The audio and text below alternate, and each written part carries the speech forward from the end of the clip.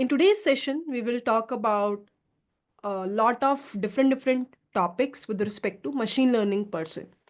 Again, all these topics which I will cover up in this specific session, in this specific live class, you can say that maximum number of time interviewers will ask you the questions on these specific aspects only in machine learning.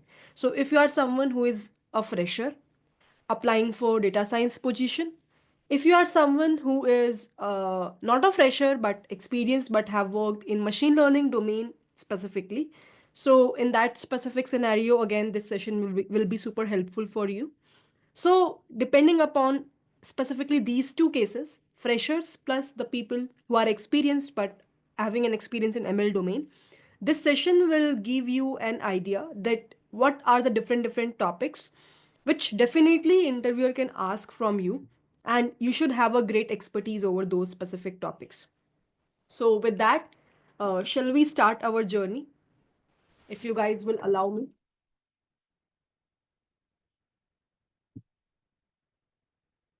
Yep. Shall we start? Is everyone ready?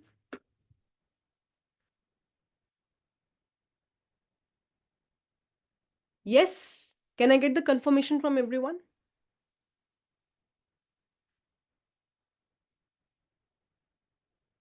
In the when I was just telling you guys that what are the uh, topics or the agenda for today's class, there is there is one person who asked me this question, that Priya, may I know that what is the difference between ML versus data analytics domain?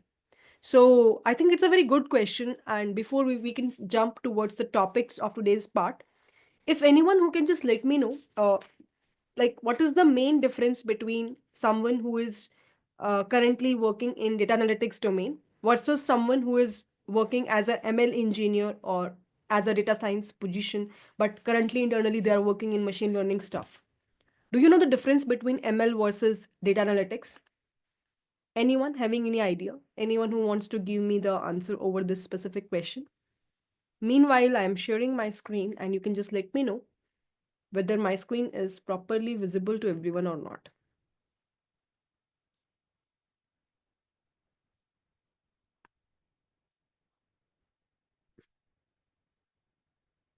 Let's stop this timer and let's start our discussion with respect to the today's objective of ML. So before we will start, anyone who can just give me an answer that what is the major difference between machine learning versus uh, data analytics? So people usually get confused between these two terms, but anyone who can just let me know what is the clear-cut difference between these two.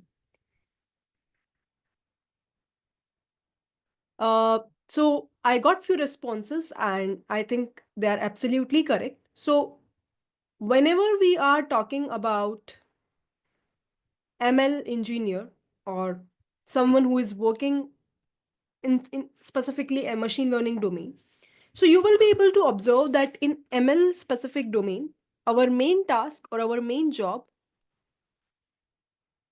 in the machine learning domain, our main job or our main task is to, I would say, based on our historical data. So our historical data is given to us. Based on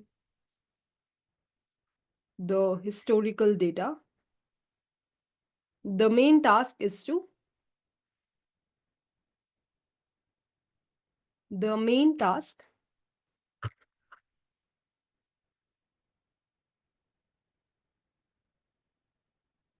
is to do future predictions. That's the main job role of ML, of machine learning. Is this clear to everyone? But when we talk about data analyst, anyone who is working under this specific domain, so you will observe that their main role, as the name itself suggests, is to analyze the data. They won't do any sort of predictions as such. So they will be having the data set. So what they will do is they will try to analyze that. They will try to see that how many number of missing values are there, how many number of null values are there, right? As such, nan values are there, or how can we do a summary of a given data set. So for that, stats plays a very significant role. So analysis of a given data, maybe after analysis you are trying to do a reporting, or you are trying to create a dashboards, right? Or you are trying to create the visualization plots at the end of the day, just to showcase your results or your analysis. You are going for the specific position of data analyst. But for machine learning, you are one step ahead, where after doing the complete analysis of a given data, you are trying to predict that what should be the future result, what should be the future predictions of a given data, based on the historical data, based on the past data that we will be having. Is that point is clear to everyone, that what is the difference between these two domains? Any doubt over here? Anyone? Anyone having any doubt? If not, we can move ahead. Just give me the confirmation. Perfect. So now in the ML specific domain, so today our main focus will be on ML side, will be on machine learning side. Okay. So in the machine learning side, our very first topic where I really want you guys to be very much focused on is feature engineering. Feature engineering. Anyone having any idea what is the meaning of feature engineering? I think visualization and plotting is coming under Python. So Lokesh, for data analyst, Python is also very important, and that's true. With the help of Python programming, you can do these two specific tasks. With the help of the tools knowledge like Power BI, like Tableau, you can do these two specific tasks.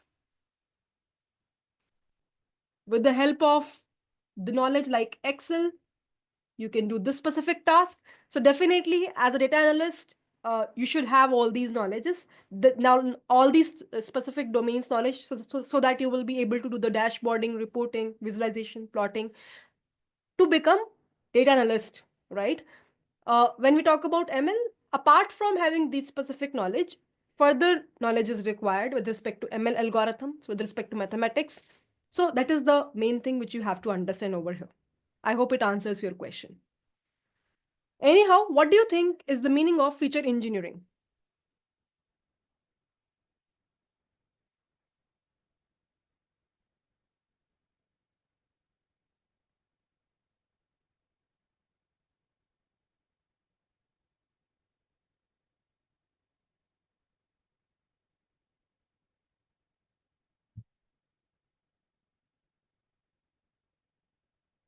So many people are saying different definitions. Feature engineering is transforming all the features in the same range. Okay. Creating a new features on available feature, selecting amongst features which are highly correlated, selecting best and appropriate features as per the problem. In feature engineering, we do feature transformation like missing values, imputation, outlier detection, imputation, scaling features. I think, yep, what Mohit said is absolutely correct. So if you will try to search on the web a basic definition of what we called as feature engineering in the world of ML, so you will be able to see a very simplistic definition where it's a process of preparing the raw data to use in ML specific stuff. So let me just try to paste it over here, and let's try to understand in a lot more detail the meaning of this.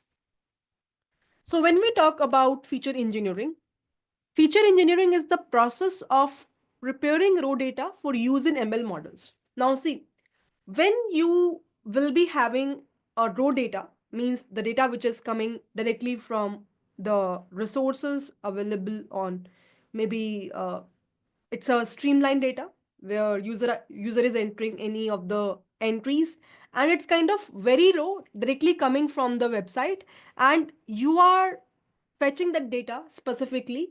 Now directly you cannot put that specific data in ML model. There might be missing values, there might be outliers, there might be the range might vary a lot. So what we supposed to do before passing those specific data set to the machine learning model, we will try to select the important features, we will try to transform those features, we will try to combine the data to create the new features, so that we will be able to get the quality machine learning model, right, at the end of the day, so that it will be able to give us the better accurate results.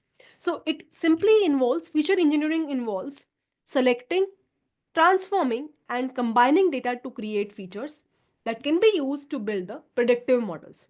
So in this specific case, whatever be the raw data that we will be having, we are working on that specific data so that we will be able to create the quality features, so that if we will try to build that specific data set on our machine learning model, we will be able to get the best performance of our given model. I hope it is clear to everyone. So anyhow, we are working with the features which are available as a raw data, and we are working on that so that we will be able to get the uh, great features available with us, so that we will be able to get the quality performance in our given data. Shall we move ahead? Is this clear to everyone? What is the meaning of feature engineering? Any doubt till so far? Anyone?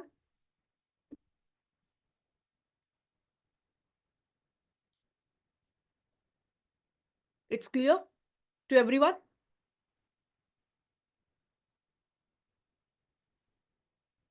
Now, let's try to understand that what are the things that we usually do in feature engineering. How can we transform any given data, any given features? How can we select the crucial features? How can we combine multiple data points if required? So let's try to build a few things over here, try to understand few things over here. For example, let's say you are having a data set available with you, but that data contains one column, let's suppose, called as gender. Now you all know gender can be either male or female. So either it contains the values like male or it contains the values like female. And in this manner, you might have, let's say, from 1 to, let's assume, 1 to 1000 number of records. Now what will happen when you try to feed this specific data with the exact features available with you as gender column? What do you think? So if you will try to feed directly this specific feature in the given machine learning model, what do you think, whether the model will be able to accept this specific feature, or it will throw any error? Any guesses, any idea, anyone? Obviously we do have other features as well. Maybe we can have age as a feature, we can have, let's assume, uh, occupation as another feature, we can have salary of an employee as another feature, we can have gender as another feature. But what I'm saying is, uh, let's consider that remaining fields, maybe let's consider this also not there, let's consider other field like what else, age, salary,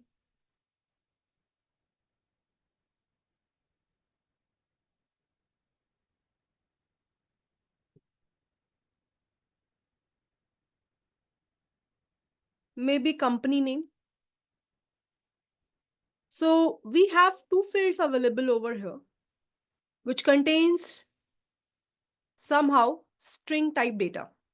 And in the string type, actually, this is a string type, but this is something which you can say is a categorical data, which contains categories. Categories meaning we have two classes available over here, either male or female. So when I directly feed this specific categorical data, which is not an integer value, what do you think? Whether it will be able to understand or it won't be able to understand? Exactly. So many people have already responded, and it's absolutely correct. One thing which you always have to remember whenever we are talking about machine learning algorithms, our machine learning algorithms won't be able to understand the textual data. It will be only able to understand numerical data. So when you feed this kind of a data, whether it's directly company name or a gender specific part, our model won't be able to understand what is the meaning of male, what is the meaning of female, right? M or F. So that is where specifically for categorical data entries, what we required is something called as encoding techniques. There is a very famous encoding technique called as one-hot encoding. How many of you are aware about that? One-hot encoding. How many of you are aware about that?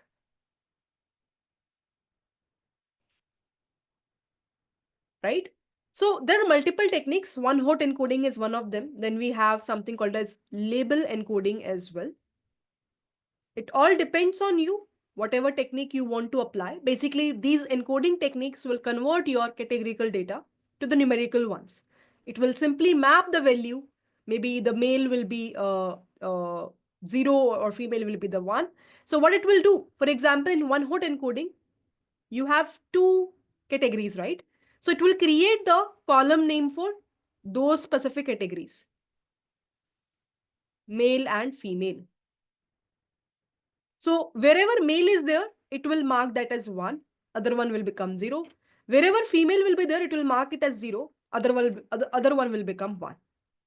I hope you're getting my point. So if I'll just try to showcase you with a picture of one hot encoding versus label encoding. So if I'll just try to showcase you any simple example, I think that will be a great example. So if I'll just save this specific image.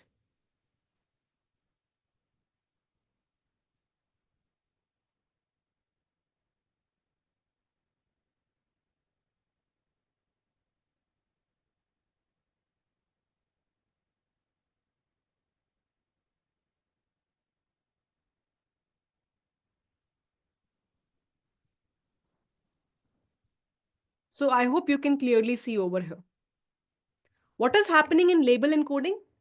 We are trying to assign the labels corresponding to each and every category that we will be having. For example, food name contains 3 categories: apple, chicken, and broccoli. So in the label encoding, we are providing or we are assigning that apple is represented by 1, chicken is represented by 2, broccoli is represented by 3.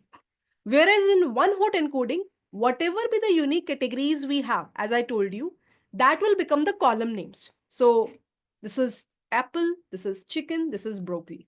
So if apple is there, it will be marked as 1, remaining specific values will be 0.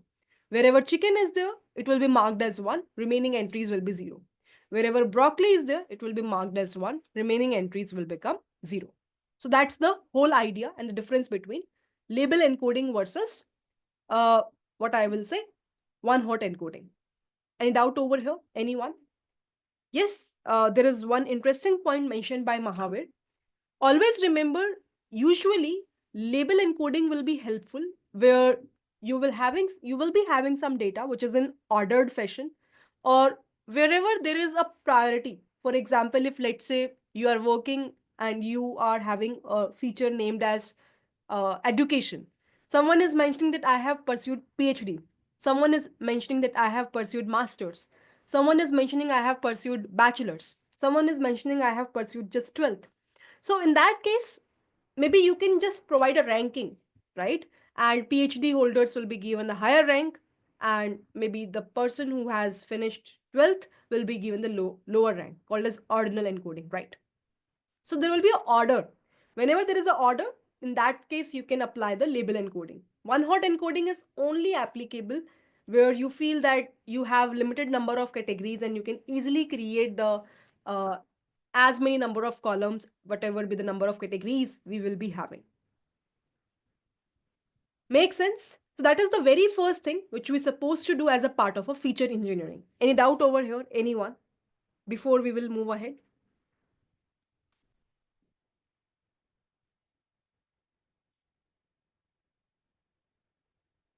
Anyone having any doubt?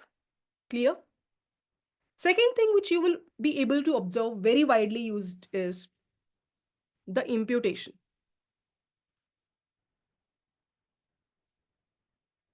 What is the meaning of imputation? For example, let's say there are a lot of entries given to you, right?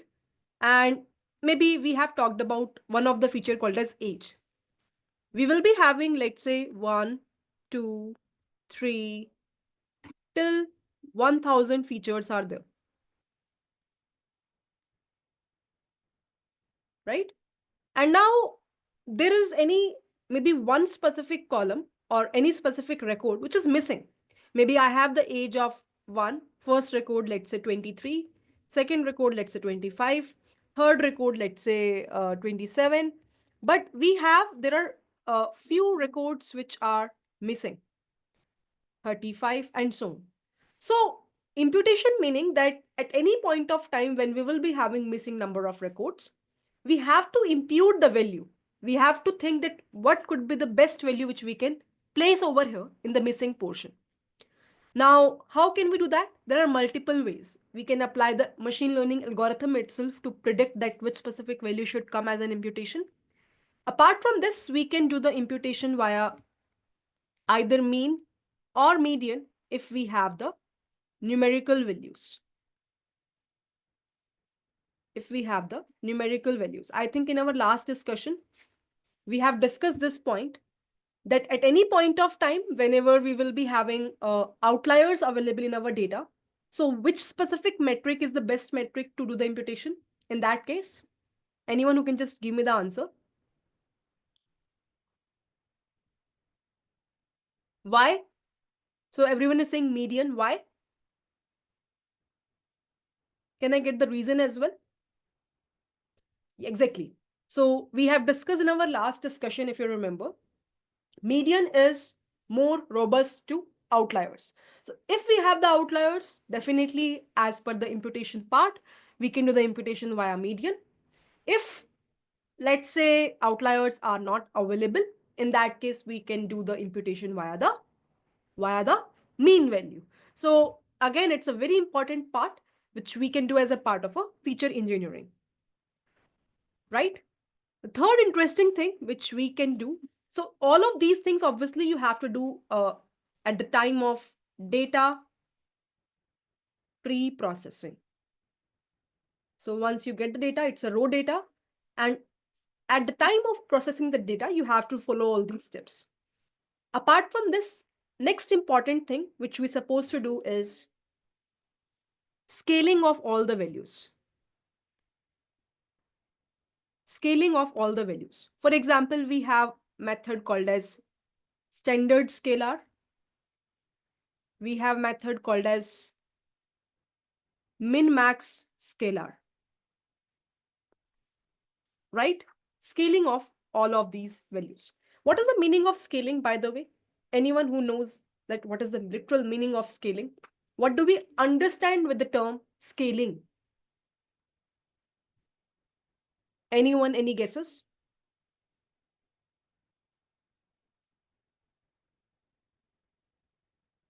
Multiplication or division? No. Transforming all the features in a same range. That's the exact appropriate definition of what we call as scaling, or what we should understand as a term scaling. So what is the meaning of this? I think this definition is given by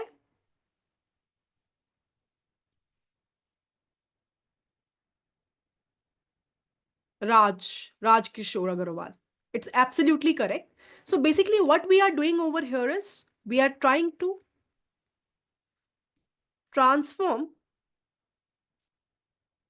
all the values in one specific range, right? Now, when we talk about standard scalar, it means that internally all the values will be converted to standard scalar form. Anyone having any idea how the conversion will happen and what is the meaning of standard scalar form, standard normal form?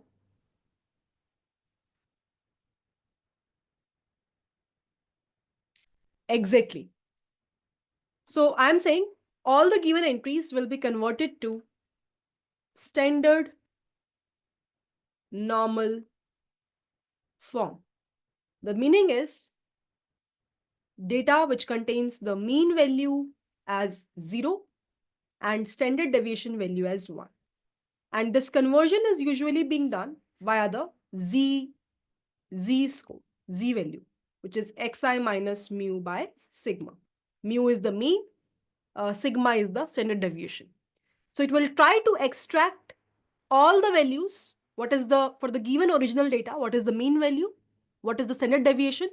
And then it will try to do the conversion via this z score portion. So it will definitely convert all the values in one specific range. Similarly, in min-max scalar, it will try to check what is the minima and what is the maxima. And as per that, it will try to apply the formula xi minus min divided by maxima minus min. It will try to apply the formula and again convert the entire values into the minimum and the maximum given to us within that specific range. Now, the question is again, why is this required? Why scaling is required? What is the reason behind that? Anyone having any idea? Why we are doing scaling over here? What is the reason for that? If someone will ask you, okay, you are doing the, so we know the reasoning behind why we are doing the conversion or we are applying encoding technique, because our model won't be able to understand the categorical data or the data which is not from the numeric form. We have understood that why the imputation is being done, because to avoid the missing values or the null values. Now the question is, why scaling is required? Exactly. So to level different unit at same unit. So what is happening internally? Let's suppose that you have two features available with you.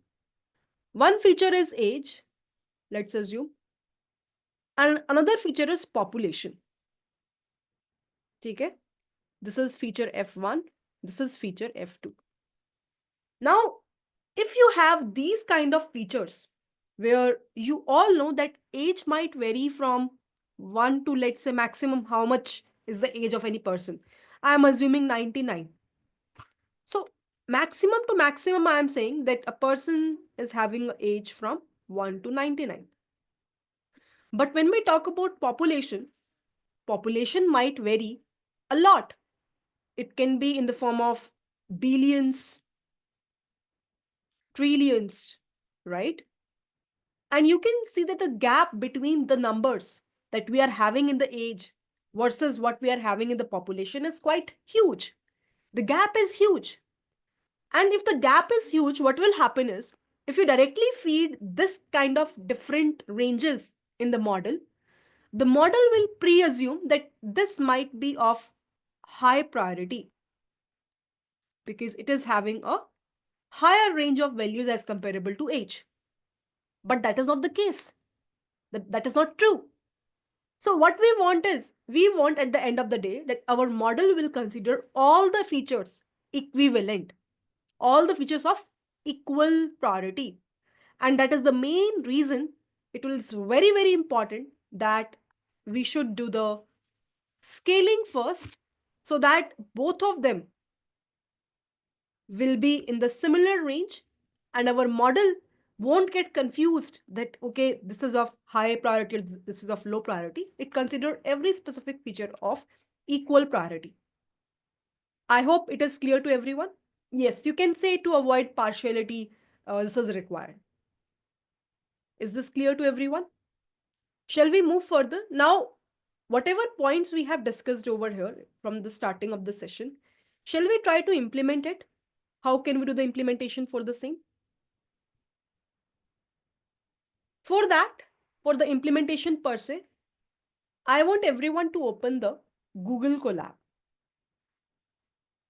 The beauty about Google Colab is we should not waste any time in terms of doing the installation, and directly we can work on the uh, data.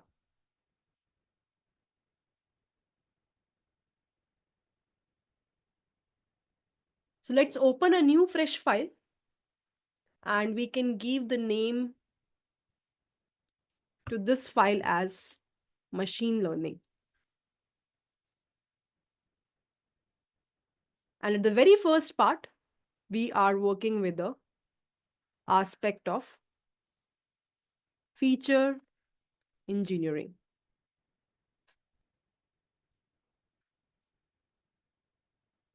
So shall we start?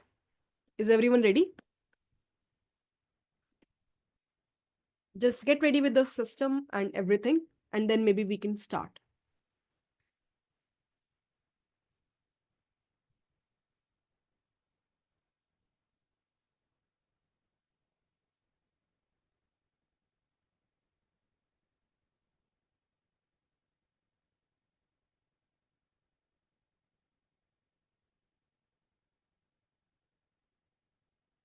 Just give me the confirmation once you are ready.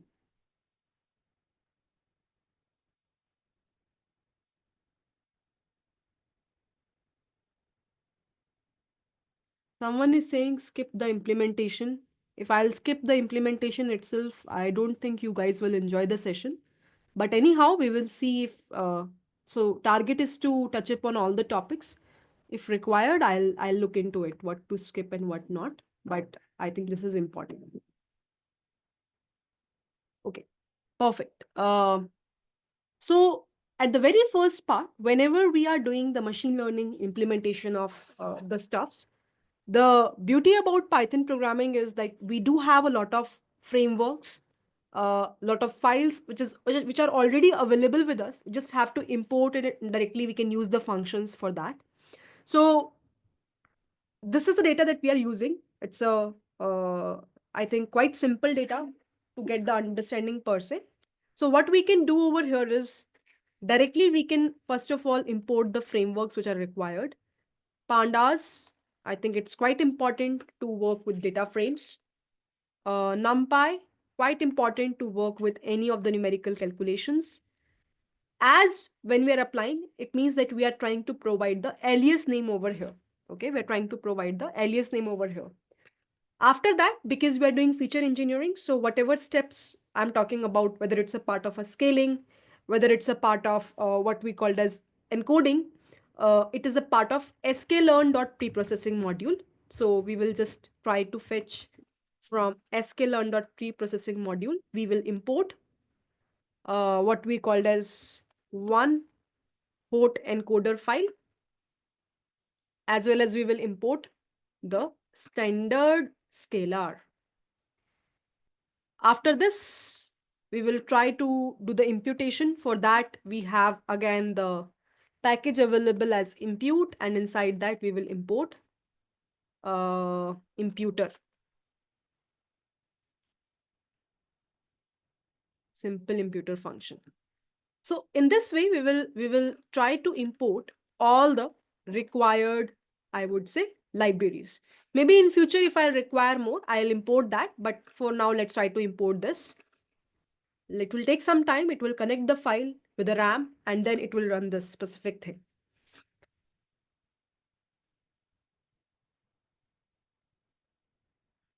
Now what we have to do is we have to load our data. So we can provide the URL.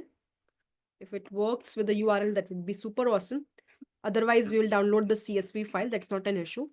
So we can say data is equals to pd dot read underscore CSV. Inside that, we can give the URL. Obviously, when you read the data via the read underscore CSV, it will convert that specific data into the form of a data frame. So if you want to see after that the initial 5 records, you can just use the head function to check that. And you can see it's a quite famous data, specifically being used for the understanding per se. Definitely, you should not create any specific projects on top of this.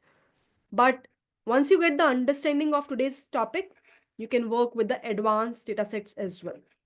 So I'm sharing the collab link in the chat window. You can just open in one of your screen and you can refer the code which I'm writing over here. Okay. Just let me know. So in the second part of our file, we have seen that how can we read the CSV file. Now in the third part of our today's class, we will see how can we handle the missing values. So shall we check as a part of future engineering? Is everyone ready or shall I wait?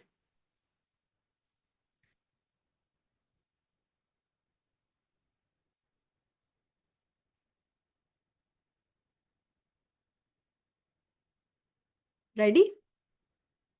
Please wait. Okay. I'm waiting for few minutes more. Just open this specific collab file side by side for your reference so that you can just refer it. Also, at the end of the class, I will try to share the notes and the collab file with everyone. So don't worry if you won't get the time to be with me in the session itself. You can access the files after the class and you can just try to work on it. Okay. Now, how can we handle the missing values as we have seen? Let's say we have age column available and inside the age column we have missing values available with us. How can we first of all check that how many number of missing values we have? Any idea? Data frame dot. What is the function name to check that? Null values, missing values. How many do we have? Is null. Dot sum. So if you check this, you will be able to see that, let's say, in this age specific feature, we have 177 missing values or the null values. So how can we work on this?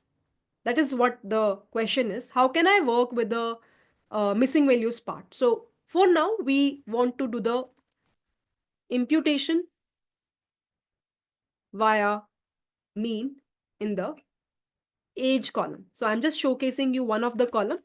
At your end, you can just try to handle the same thing with other features as well. Okay. So how can we do that? So you will take one variable imputer and call the function simple imputer. Inside this, you have to mention what is the strategy with which you want to do the imputation.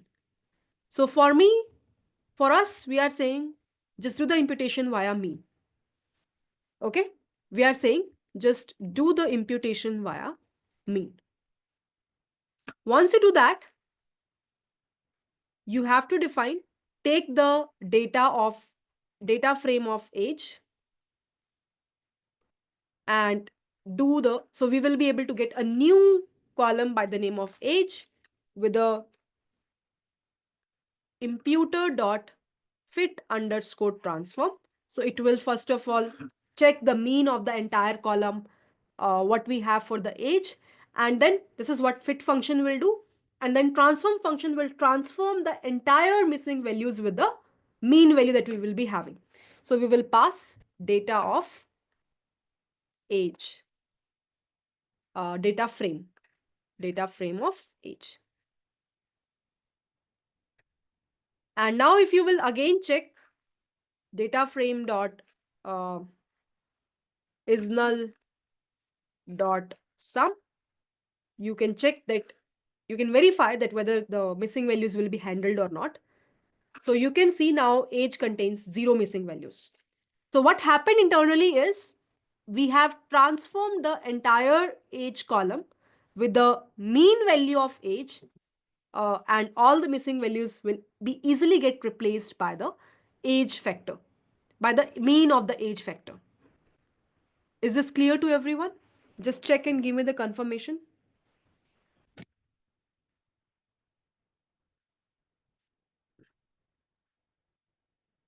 Clear? Done till so far? So this is how basically we have talked about handling of a missing value. Now, what's next point we have covered up? Encoding, right? So let's talk about, let's say, one hot encoding. Now I'm showcasing you one hot encoding at your end. Just similar function, you have to use the label encoding instead of one hot encoding. Just check at your end. Uh, okay, I'll talk about the difference between fit underscore transform and transform function just after this implementation part. So in every column, null value is removed is not a correct word. Null value gets imputed with the average of the age factor. That is the correct term. So yes, every specific uh, record in which the missing value was there, in which the null value was there, that will get imputed. Will that be okay? So far, so good. Why we give age data in this fit underscore transform function as a 2D matrix?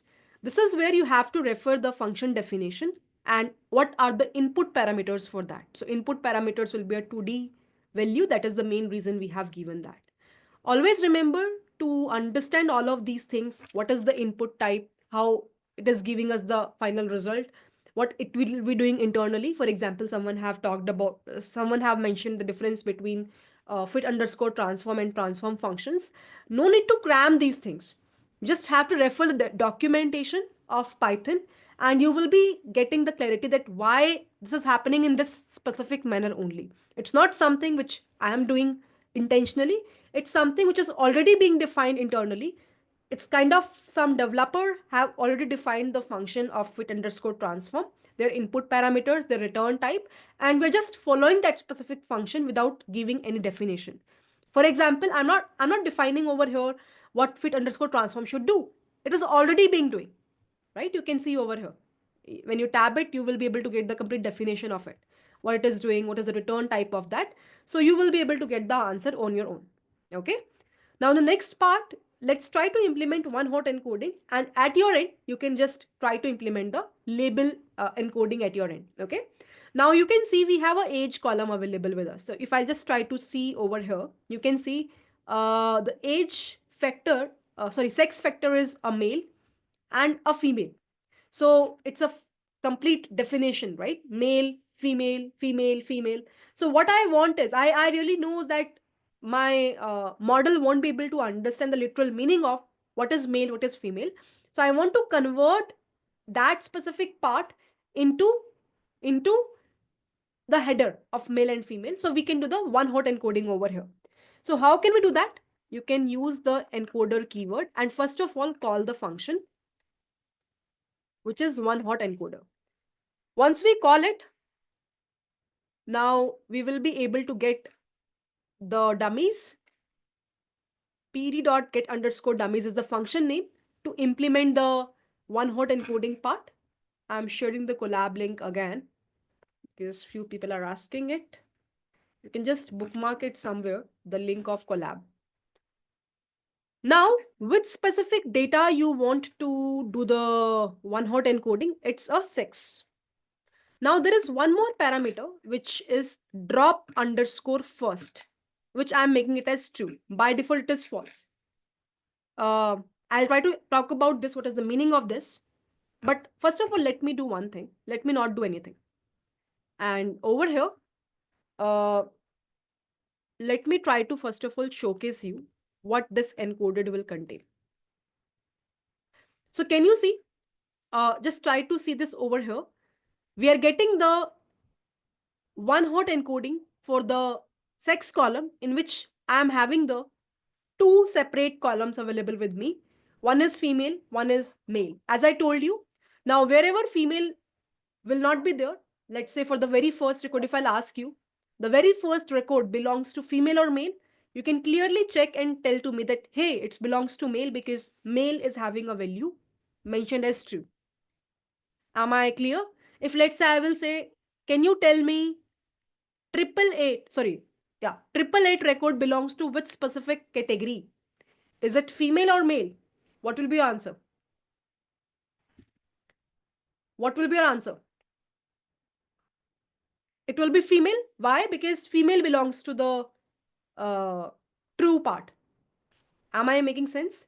Now see, what will happen if you will just pass the parameter drop underscore first equal to true. One thing which you will be able to observe over here, that this specific parameter will drop the first column itself. Let me again showcase you with the help of example. You can see female column completely gets removed. So it removed the first column itself. Why I have intentionally removed that? Now, if I'll ask you the same question, 888 record belongs to male or female? Will you be able to answer this? If I'll ask the same question, the 888 record belongs to male or female, will you be able to answer? You will say yes. So why we will take multiple features in that case? Do you remember my last class where I told you, if there is any feature which doesn't make sense, which doesn't give me a new, I would say, answer, I will not take that. Somehow that male and female are highly correlated features, right? When one is true, another one is false. When one is false, another one is true. Is that a positive correlation or negative correlation?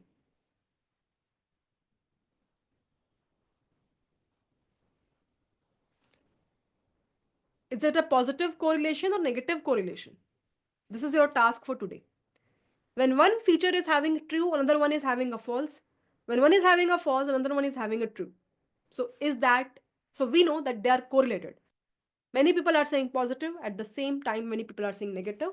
So there is a great conversation which we can do. But for now, let's take it as a task. Do your research and in the next class let me know. But anyhow, what I'm trying to convey over here, that these two features are correlated, and that's the main reason I have intentionally removed one of them. For those people who don't know the meaning of correlation, please refer my previous discussion of stats. I have covered up this. It's a mathematical area, correlation coefficient, basically used to signify that whether the two features are correlated or not. For example, in this specific case, when one is having a true value, another one is having a false value. So automatically we know that wherever male is false, female is true. So why we can take the another feature? I hope I'm making sense to everyone. Now we have this encoded variable. Now what I have to take is I have to use this encoded variable in the original data frame that I will be having. So my new data frame will look like pd.concat, which is used to combine the entries together. So we have already available data frame, and inside that data frame, I will add one more feature by the name of encoded, that to column wise, x's will be equals to 1. And then uh, our new data frame will be ready. So let's try to check and verify. So can you see in the very end, we will be having now the male feature available with us, having the values either as true or false. Give me the confirmation. So this is how basically we will be able to do the one hot encoding.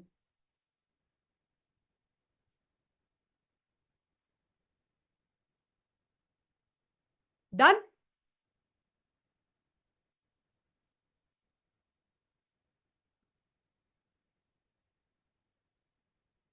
Shall we move ahead? Whether we get the recordings or not, please, you have to ask from your PW team.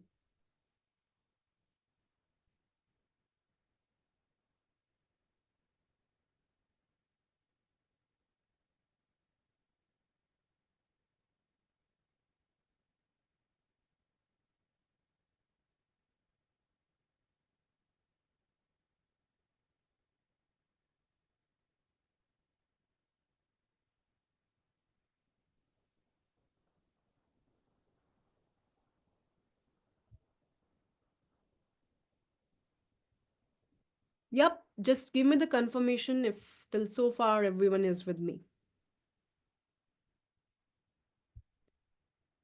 Yes, I'll be the one who will take the deep learning session as well.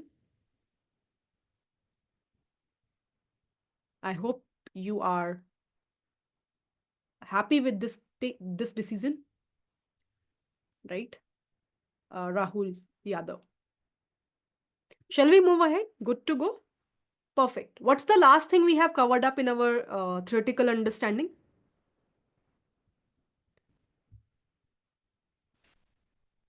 I hope you won't forget it. Just now we have covered up. Encoding is done. Encoding is done. What's next we have covered up? Tell me what's next we have covered up. Encoding implementation is done. Our missing values handling is done. The last point is scaling. Very good. So what I will do is I will do the implementation of standard scalar. What's your task for today? You have to do the implementation at your end for the min-max scalar. One thing, whatever implementation I am doing, whatever function names I am calling, just you have to change that function name. So this is for your understanding that it's quite easy to implement the other function, right? So what we can do is we can again take the variable, call the function standard scalar. Once you call it, you can take the data frame in which we have the age plus what's next we can take to do the uh, scaling. Fair is the right thing, right? So what we can do, we can apply scalar dot fit underscore transform, and inside that we can use the previous data frame that we will be having the age and the fair. And again, we can refer data frame dot head. And once you run this, can you see? Now we will be having the updated values of data frame in which age as well as fair column is being, I would say, revised with a given range values that we will be having. Is this fine for everyone? Done? So scaling is done, right? This is how basically we will be able to scale the entire data that we will be having. So age and fair, if you will be able to observe again, they are having a lot of difference between their numbers. So that is where again scaling comes into picture and we have scaled our data, right? Perfect. This is the very first topic of our today's session. Shall we move to the next important topic, which I really want to talk about? Again, all these topics are very, very important and crucial topics for the interview part, right? Shall we move further now if everyone is okay to the next important discussion? So whatever points I'll discuss, then we will first of all understand the theoretical part, then we will do the practical implementation. This is how the flow will go. Can I get the confirmation fatafat say? So that because we are just left with 1 hour approximately, and I really want to cover up multiple things over here. So it all depends on you. If you will give me the faster confirmation, then we can do a lot more. I hope everyone is awake and is not feeling sleepy. Session is interesting or boring? I hope it's interesting because we are doing the code work as well. And if you understood the entire session and if you will wait till the ending of this specific class after 1 hour, you will be the one who will say to me that Priya, when I'm going for the interviews, these are the actual widely asked questions, and I'm very fortunate that I have already attended this specific class, right? So those who already know this specific topics, take it as a revision class, right? And definitely it will be really helpful for you to get the better understanding, plus to revise the concepts for the interviews, right? Next important topic that we will cover up today is the model evaluation. Model evaluation. Now, obviously, whenever we are applying any specific ML model, let's say you have pre-processed data, and after pre-processing, you have applied any machine learning algorithm on top of it. Once you train your model, so now you will be having, let's say you are working on one problem in which the problem belongs to diabetes prediction.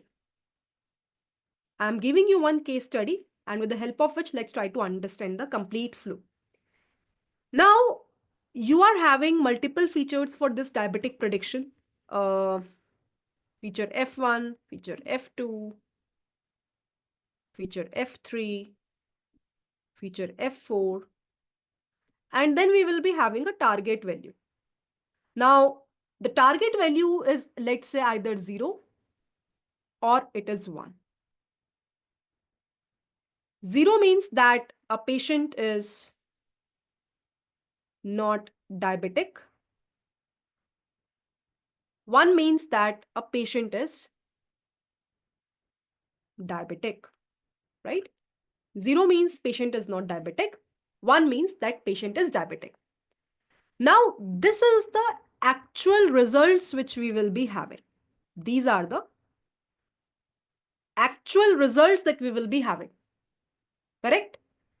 Now, let's assume that we will be having from 1, 2, 3 till 1000 records available with us. And you have trained the machine learning model on top of this specific data. Obviously, before doing a training, you have already pre-processed your data well by doing the EDA task, right? And now you have inserted that specific data entries to the ML model. ML model is being trained and it is ready for the testing. Now, in the testing, obviously, you are providing the unseen data, test data, which we call as, to the same ML model. This is how the flow usually comes, right? Everyone will agree with me. And this new test data, whatever we are applying, for this, our ML model will provide us the prediction. Now, let's assume we have this 1000 set of data points and there are 200 records that we will be having, which belongs to test data, for which we already have that actual entries, for which we already have those actual values, right? The target values, the actual values. If let's say we already have that, already actual values are available. So then we will be having for those 200 entries predictions as well. So prediction is also 0 and 1, and actual values are also belongs to 0 or 1. Correct, everyone? So both of them belongs to 0 and 1. Now, in the model evaluation, in the process of model evaluation,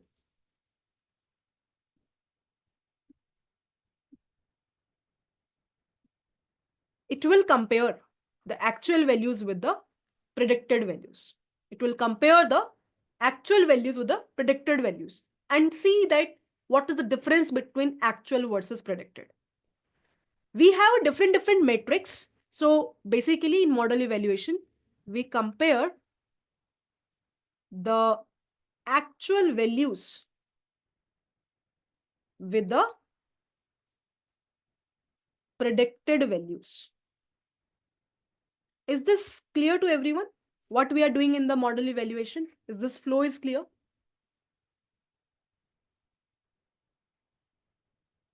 Is the flow is clear? Okay. Now we have different metrics to compare that. For example, you must have heard about accuracy. You must have heard about precision. You must have heard about recall. You must have heard about something called as F1 score. There are multiple ways to evaluate any given model, whether it is working well or not. At the end of the day, ideally, all of them should be high, right? Which indicates that the error will be less. And to understand all of these metrics, there is a significant role of what we call as confusion matrix. How many of you know about this confusion matrix and clearly understood this specific concept? How many of you already aware about confusion matrix? So I will give you a brief overview of what that confusion matrix is all about. And once you get that idea, it will be very easy for you to understand the model evaluation matrix overall. So here you can see we have the actual entries. For example, for a diabetic example, we already have a target value available, right? Then we have the predicted values. Predicted values will be given by machine learning model, right? Now, let's assume that actual value say that the person is diabetic. Actual record, which you're picking up for a testing part, is saying that a person is diabetic. The answer is 1. And when you are doing a prediction for the ML model, it is also saying that the person is diabetic. So what it is? The result is positive. So you have to refer the predicted value. It's a positive result. Result is positive. Now, because there is a match between the true actual value and the predicted value, that's why it is called as true positive. Am I making sense to everyone? How you have to write it down? Right?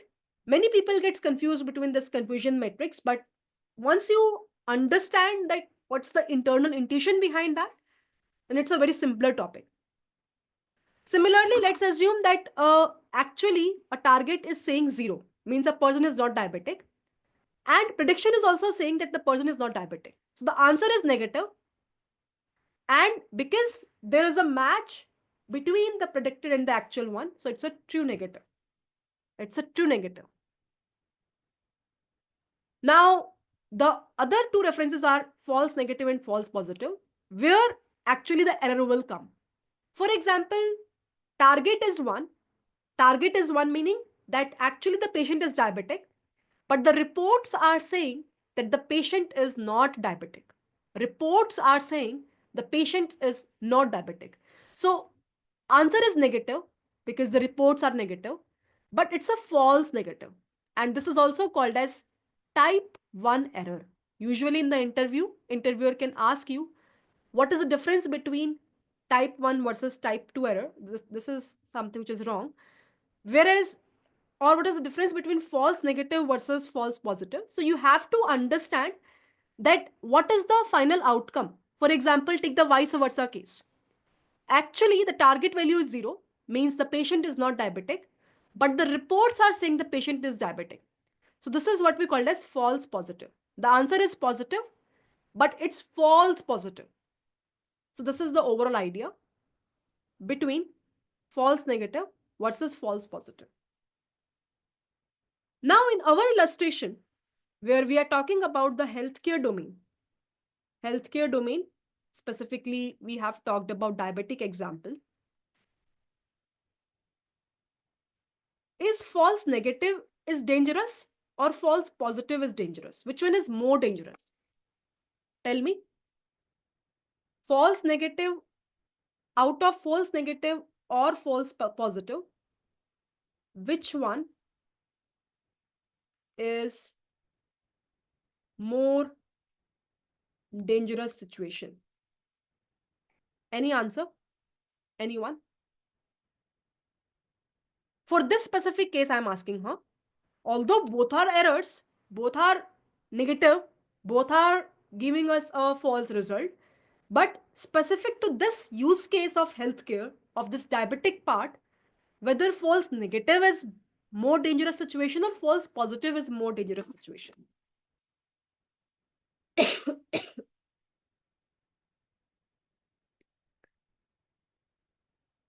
uh, Many students are saying false negative, but then there are few people who are saying false positive. Okay. Rethink about this. What is the meaning of false negative? False negative meaning that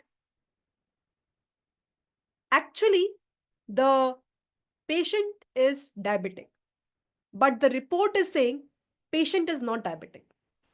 This is false negative, right? Result is negative, but it is false. False positive is actually the patient is not diabetic, but the result is saying patient is diabetic. Now tell me, which one is a more dangerous situation? I feel that I'll go with the majority people answer over here. False negative in this specific use case is more dangerous. Because let's assume that I don't have any disease, but my reports are saying that I have a disease. So maybe I will re-verify it again. Sometimes it happens, right? When we got any of the tests as positive, so we usually say that, okay, let me do it one more time. But the problem is when I don't get it, right? Actually, I have one disease, but I'm not getting in the report. Then so I will not re-verify it. I'll say that, okay, I'm very happy, but internally there is an issue which is hampering my health indirectly, right? So that's the overall idea, and that is why false negative is something which is a more dangerous situation, more riskier situation in healthcare domain. So always remember, in healthcare domain specifically, I am saying the people who are working in ML domain, their main job is to reduce the false negative, is to reduce that specific error, because indirectly it is hampering the health of someone. Are you getting my point, everyone? So over here, this is where we called it as recall or sensitivity. So recall or sensitivity is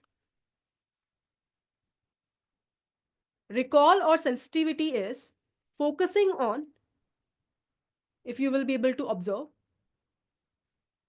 how many true positives are there out of the actual true values.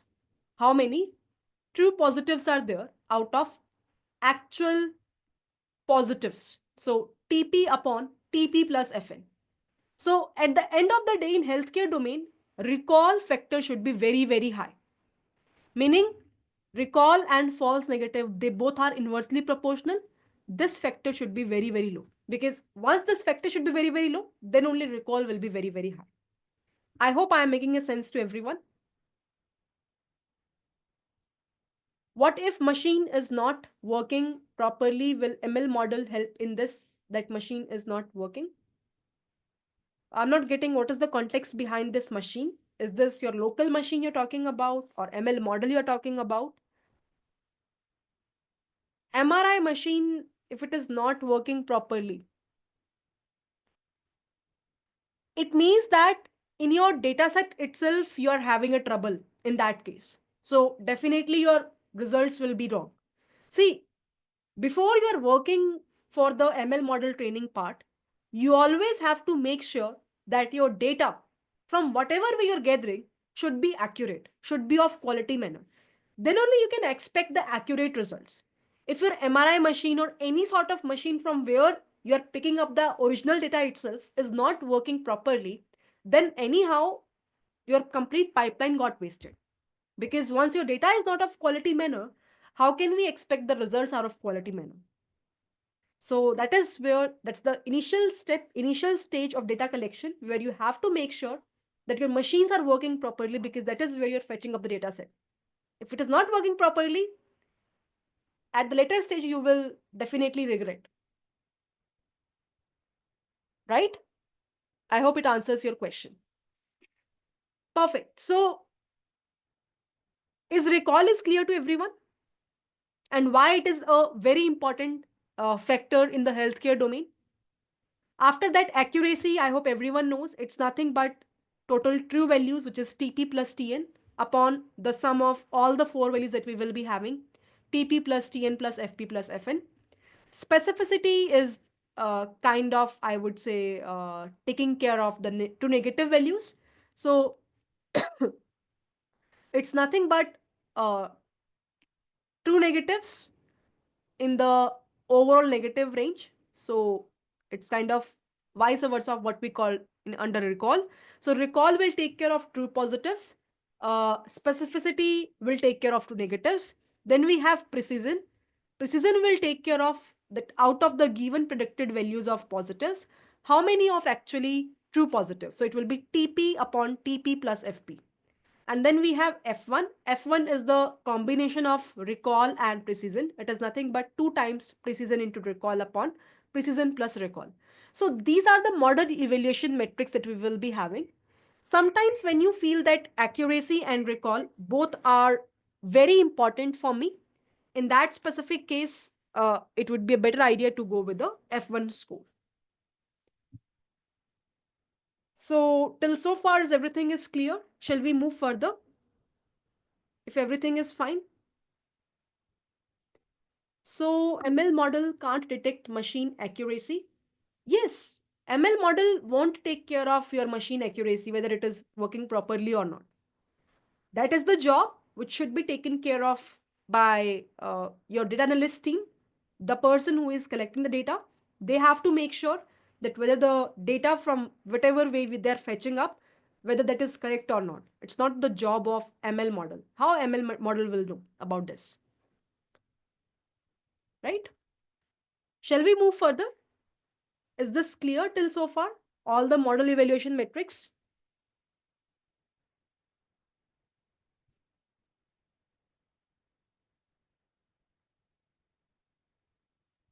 If yes, then we can move further.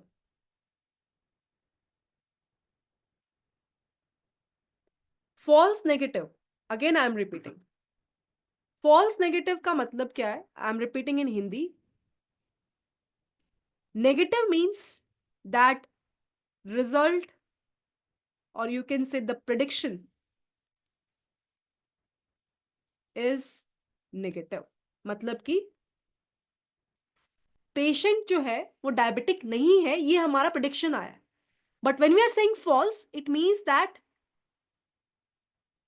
actually patient is diabetic.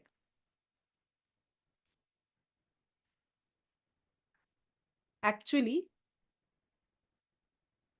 patient is diabetic. ठीक है? But prediction says that patient is not diabetic. समझ में आया कि it's like कि मैं diabetic हूं, this is the actual thing, पर जब मैंने रिपोर्ट दिखाई तो रिपोर्ट में आउटकम आ गया कि मैं डायबिटिक नहीं हूं. ये होता है फॉल्स नेगेटिव. नेगेटिव क्यों बोला? क्योंकि रिजल्ट नेगेटिव है. अब फॉल्स क्यों बोला? क्योंकि दोनों के दोनों रिजल्ट्स आपस में मैच नहीं कर रहे, एक्चुअल और टारगेट. ठीक है, इसीलिए हमने ये कहा कि स्पेसिफिकली हेल्थ केयर डोमेन में this is a major issue. तो हेल्थ केयर डोमेन में हमें मेक श्योर करना है कि फॉल्स नेगेटिव सबसे कम होना चाहिए. That's the main idea. Perfect. So let's move ahead now in terms of implementation.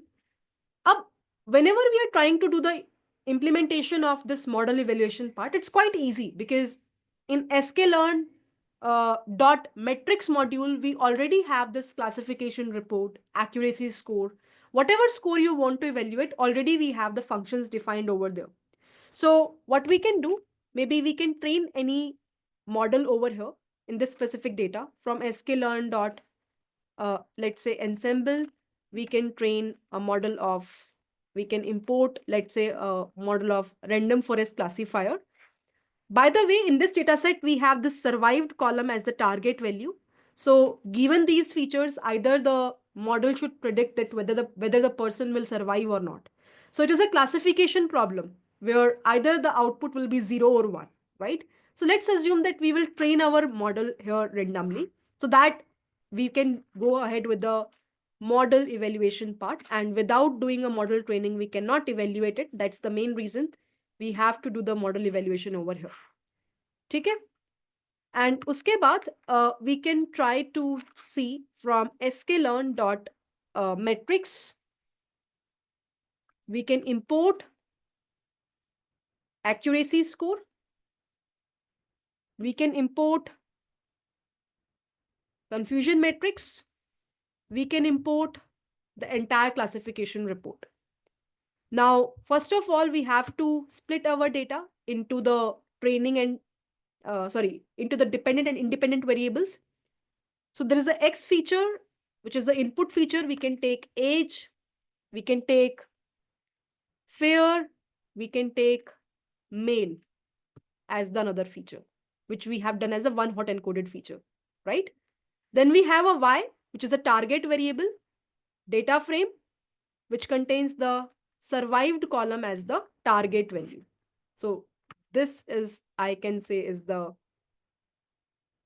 dependent or target feature. And this is something which you can say is the independent features that we will be having. Okay? Now, we can split our data into training and testing. X train, X test, Y train, and Y test. We need to call the function train test split from sklearn dot model underscore selection.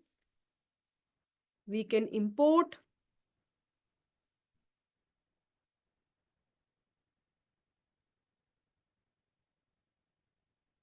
if it is a part of this specific module, train test split, and here we can define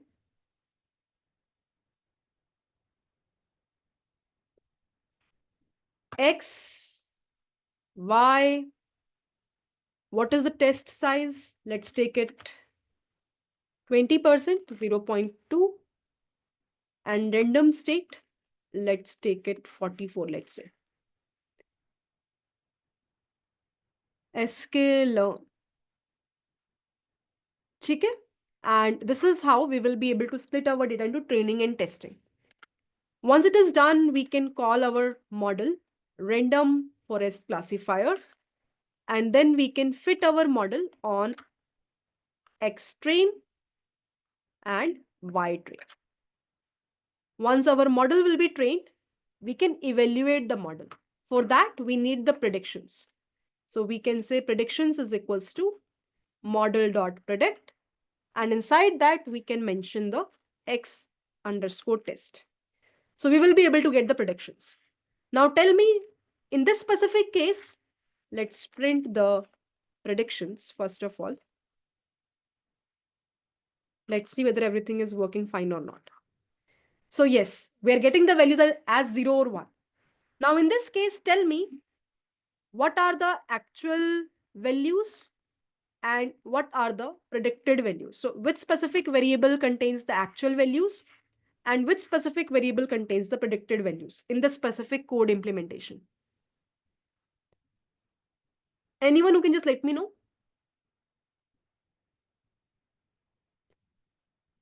In this specific implementation, which specific variable contains the predicted value and which specific variable contains the actual value? Tell me. Fast. It is not required this much time. Exactly. Y underscore test, if you remember, we have taken for testing. So that is a actual part, actual component. Predictions, variable contains the predicted values. And that is where when we have both of them available with us, the model evaluation comes into picture. Always remember, if you don't have predictions with you, you cannot do model evaluation till that point of time, right? Now we can do model evaluation where if you want, you can print the accuracy score where you can mention your actual values and the predicted values, the predictions that you will be having. Also, if you want, you can print the entire classification report where again you can mention what is the value of y underscore test and the predictions available with us. Just there is some issue. Let's see. Can you see? The entire report that we have covered up till so far, we will be able to get it. And here the accuracy is something which we're getting it as 75% approximately. Is this clear to everyone? So the entire report you can get over here. You can get what is the precision, 78%, what is the recall, 81%, and so on. Is this clear to everyone? Shall we move further?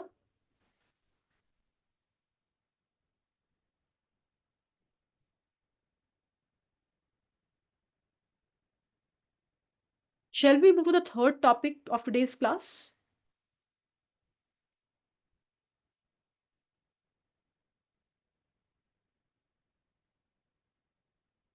Yes, recall should be high, everyone.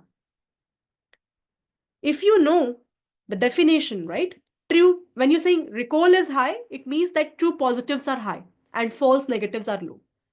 Always remember in your evaluation, recall should be high, specificity should be high, accuracy should be high. It's the ideal case scenario, I'm saying. Precision should be high. Because in all of these definitions, if you will clearly understood, in the numerator, we have true positives or true negatives. And higher the value of these true positives or true negatives, it means that better your model is doing. Uh, what is the best accuracy score so that we can conclude that model is not overfitting or underfitting? Now we are moving to that specific point only, Raj. Just give me a few more minutes. Shall we move to the next topic where we will talk about this word of overfitting, underfitting, bias variance? Again, another interesting topic widely asked in interviews. Shall we move further? Is everyone ready?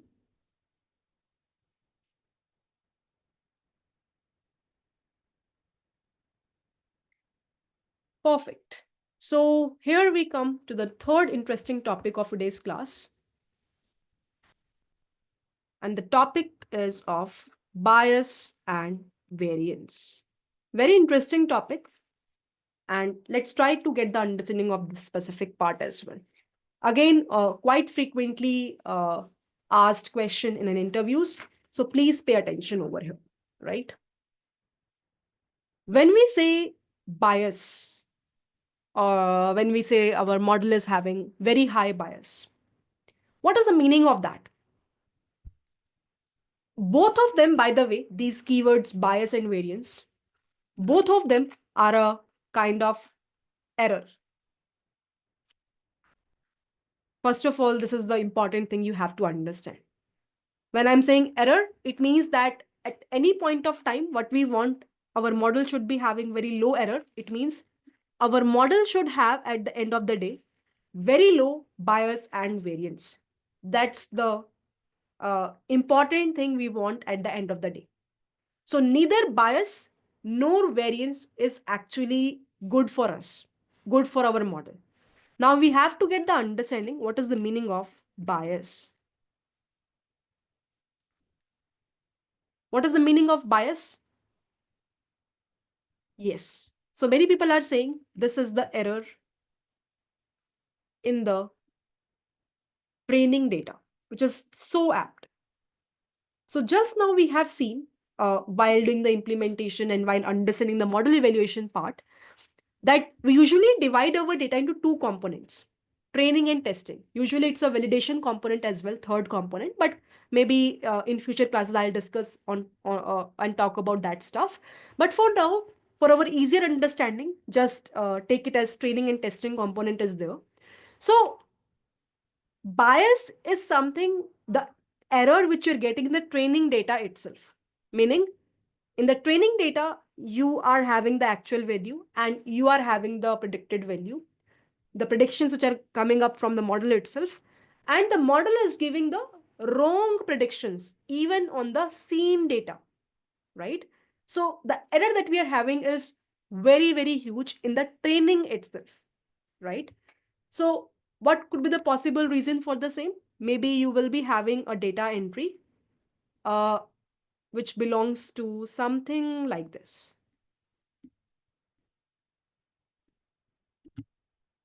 But you are training your model on a straight line, something like this, right?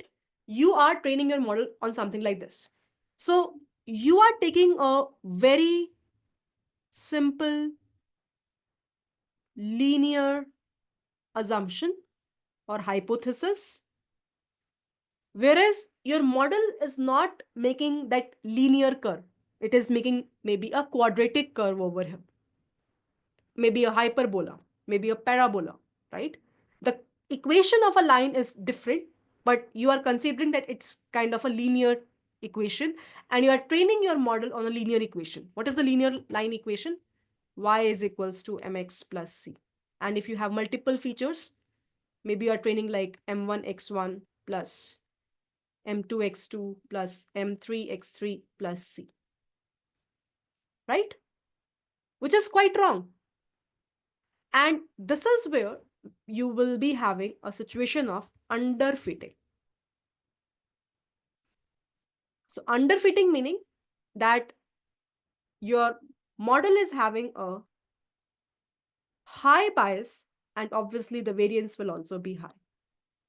Variance meaning that how much is the difference between the results which we are getting on the training data versus unseen data or testing data. If the difference between the two values will be very, very high, that is where we are calling it as a high variance. So high bias, is this clear to everyone? Yes, underfitting internally, you can say in a layman term that a model is trained on a very simpler data, right? It is trained on a very simpler data, and that is the main reason that it is throwing the error even on the training set. Is this clear? Now, what is the meaning of variance? We already have covered up over here.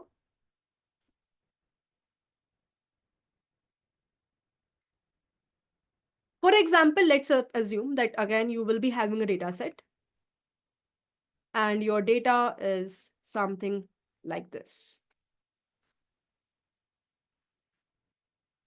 And you have trained a model, and now you have trained your data in such a way that it is passing all the entries that we will be having in a given data, like this. Basically, it is passing all the entries that we will be having in a given data set, right?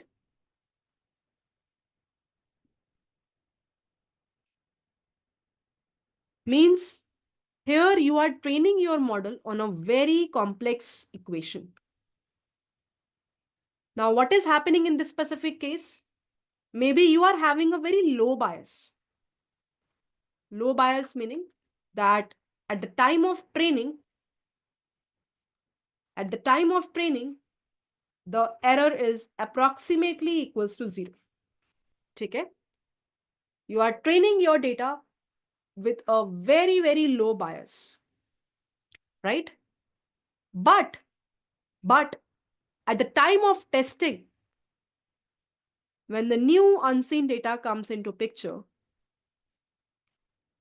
what is happening over here? When the new unseen data will come into picture, at that point of time, what will happen? What will happen at that point of time? It will abruptly show a very high error. And that is a situation of having a very high variance. So here we will be having a low bias and high variance. And that is the situation of what we called as overfitting. Is this clear to everyone? What is the meaning of overfitting? And what is the meaning of underfitting? Any doubt over here?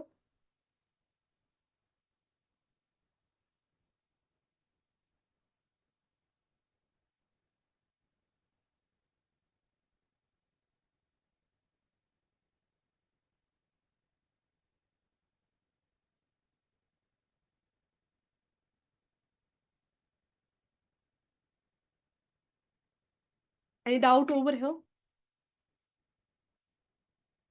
No? Perfect. Uh, so I'm talking about two keywords over here. Should be high bias and low variance. The difference between the training error and testing error is not that much huge. So we have talked about, first of all, what is the meaning of bias and variance? Both are errors. So at the end of the day, what we want is we want to reduce down the error. So in the ideal situation,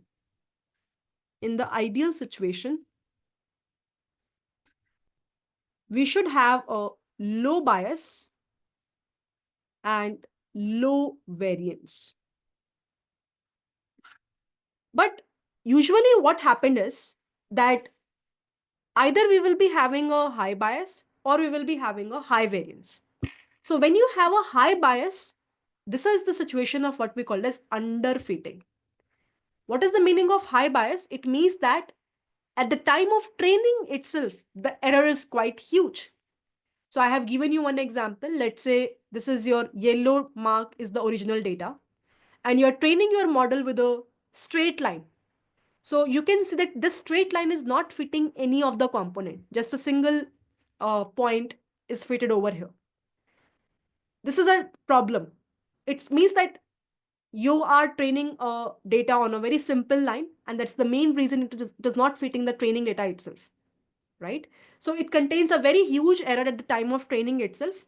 So at the time of variance also the error will be very, very high. Means at the time of testing also the error will be very, very high. So the gap between the error of training and testing will be almost same. Both of them are huge error. That's why variance will be low. High bias, low variance. Variance means the error difference between training and the testing time. When we talk about overfitting, it means that when you are working with a training set, the error is approximately equal to zero. Means this is the yellow mark data and you are training a complex situation, complex equation in such a way that all the points will be now lie on that specific line. So what will happen? As soon as a new entry will come up, as soon as the unseen data will come up, it will abruptly throw a very huge error. And that is what we call as high variance. So here bias is very low, means at the time of training the error will be very, very low. But variance is quite huge, means the error difference between the training and the testing time is quite huge, because at the time of training it's approximately equal to zero, but at the time of testing it is abruptly shooting up. So that is the main reason why we are calling it as a overfitting situation. So if someone will call you, someone will say that what is the difference between overfitting versus underfitting, your answer should be, in the underfitting, the bias is very high, variance is very low. And the reverse situation is overfitting, where the bias is very low, but the variance is very, very high. Is this clear to everyone? Shall we move further? Jyoti, is this fine now?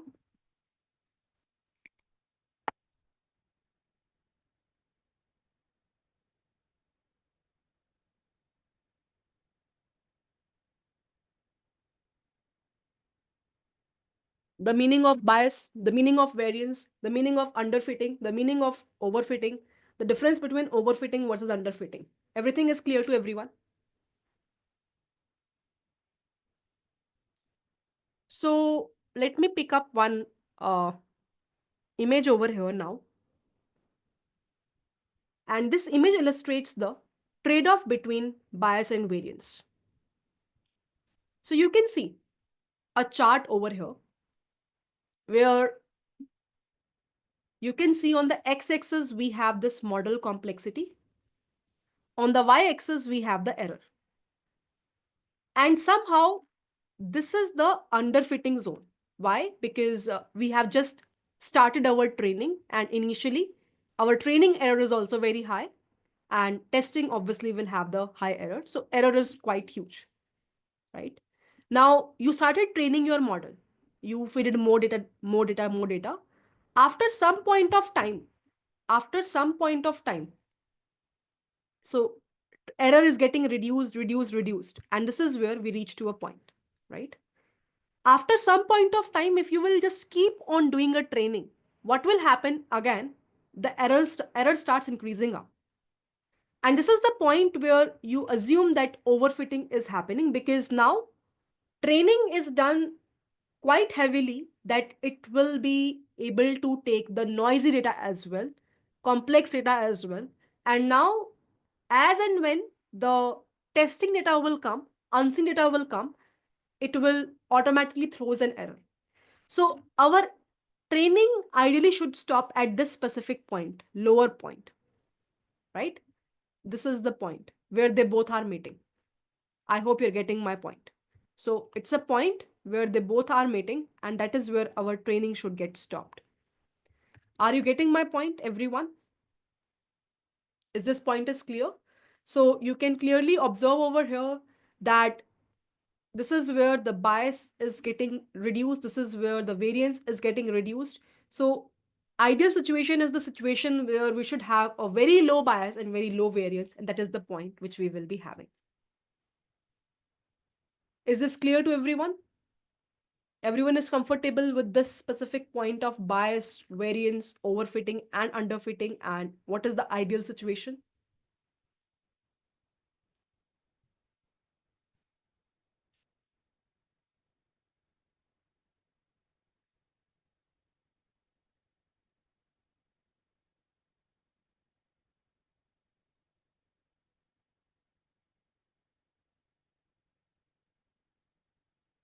Okay. The next important topic is what we called as hyperparameter tuning. Let's discuss this point as well, and then we can do the implementation. What is the meaning of hyperparameter tuning? So, in our machine learning models, we have so many models available with us, right? For example, we have decision trees, we have random forest, and in every model, we have lot of parameters available with us. For example, if I will showcase you any specific documentation, for example, random forest classifier just now we have seen. If you will see the documentation of that specific classifier in the sklearn, you will see that there are so many parameters available, right? Let me copy them in the documentation in the notepad, and you can see there are so many parameters available, right? Now today I don't have the time to explain internals behind each and every parameter, but I'm expecting that you all know. If you don't know, again, you can refer the playlist of mine of ML in on my YouTube. You will get to know about this. But anyhow, what I'm trying to convey over here is that there are so many parameters available, right? Minimum sample split, minimum sample leaf, this, and we have a default values available for every parameter. For example, this n underscore estimators indicates that how many number of internal decision trees you want to apply in this random forest classifier. And by default, it is 100, 100, right? Now, let's assume I just want to check that for my own data set where I'm working personally, what is the best value of n underscore estimator? What is the best value for the criteria? What is the best value for max underscore depth? I don't know. I have a default values available, but this is a default value. I want to check as per my own needs, as per my own data, as per my own work, what is the best value available over here. And that is where random, hyperparameter tuning plays a significant role. There are two ways to do the hyperparameter tuning. All of these are the hyperparameters, which gets changed as per our needs, as per our data. There are two ways to check the best values. One is what we called as grid search. In the grid search, what we usually do, we provide the uh, best values in the form of list, and internally our grid search will check for each and every value which you think is the best, and will give you the final result of the best values. For example, let's say you feel that this max underscore depth is a parameter in the random forest, and let's assume you are saying that it can be 10, it can be 20, it can be 30. Now I'm not sure on which specific value my random forest classifier on my data will fit the best. So you can run a model where it will check each and every value and then give you the final version that, let's assume, for 20 as a max underscore depth value, the error will be minimum. The accuracy will be the highest. So this is how it will check in a linear fashion all the values available in the list, and it will give you the final result that on which specific value the accuracy will be more, the error will be less. Then we have another way to do the hyperparameter tuning called as randomized search. Randomized search will, as the name itself suggests, randomly pick from the available values. Pick from the available values, right? So we have again max underscore depth, which is 10, 20, and 30. So it will randomly pick the value, maybe 20 or 30, and we'll check what is the answer I'm getting over here. Out of this grid search and randomized search, which one you think is the faster?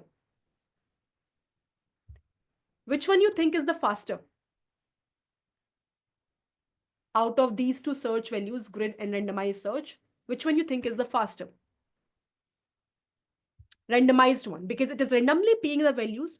It is not linearly checking all the values. Grid search is linearly checking all the values, and that is the main reason why we can say that grid search is the slowest one. Okay?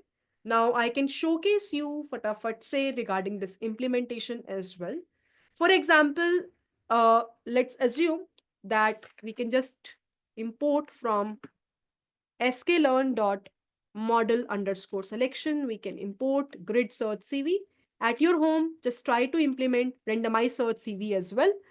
You can pass as a parameter grid in the form of a dictionary, whatever values you want to check. For example, let's assume I want to check the value for n underscore estimators. What are the values you want to give as a value? So let's say 100 is the choice, 200 is the choice, 300 is the choice. Then the next is, let's say I want to check the max underscore depth. I want to give it as either 10 or 20 or 30. Now, what you can say grid search is equal to, you can call the model grid search CV. And once you will call this, you can mention my model that I have, random forest model, and you can pass the param underscore grid, which you have defined. And once you pass this, you can fit this specific model on the training set, which we have X train and the Y train. And after this, to print what is the best parameters we will be having, you can say grid underscore search dot best underscore params. Let me do one thing for now to get the results faster. I'm just taking two values. At your home, you can take three values as well. Dot fit. So at your home, you can take maybe multiple entries and it will check linearly the best results and give you the answer. But for now, intentionally, I have picked up only two values, and you can see we are getting the best parameters out of these two values is 200 and the maximum depth is 10. So when we are calling the random forest now again, random forest classifier, we can manually, insert these specific parameters which are given by us to via the grid search algorithm. So this is the way to do the hyper parameter tuning, right? So this is the overall idea behind the today's class, the topics that we have covered up. Still, if you feel there are few topics which I really want to take in detail, you know, intuition behind that. So again, I'm sharing you the resource over here, which you can definitely refer at the end of the class. And wherever you feel there is an issue, there is a trouble, and I want to know the in detailing about that specific stuff. So if you can see over here in this playlist of machine learning, right? Overfitting versus underfitting, how to choose the right model. I have covered up today itself. You can just check this out. Also, apart from this, just refer this MSc or MAE video. It is quite important. We have not covered up over here. Apart from this, there is one more concept of ROC and AUC, which requires another discussion. But I really want you guys to just focus on this specific video of ROC and AUC curve. You will clearly get the understanding because it is related to the confusion matrix itself, which we have covered up today. And now, because you know what is the meaning of false negative, false positive, true negative, and true positive, you will be easily able to get the understanding of this specific portion as well, right? So you can also refer this specific video of exploring the top 25 ML interview questions. This video will give you the idea that which specific questions and what kind of questions are usually asked from you in interviews.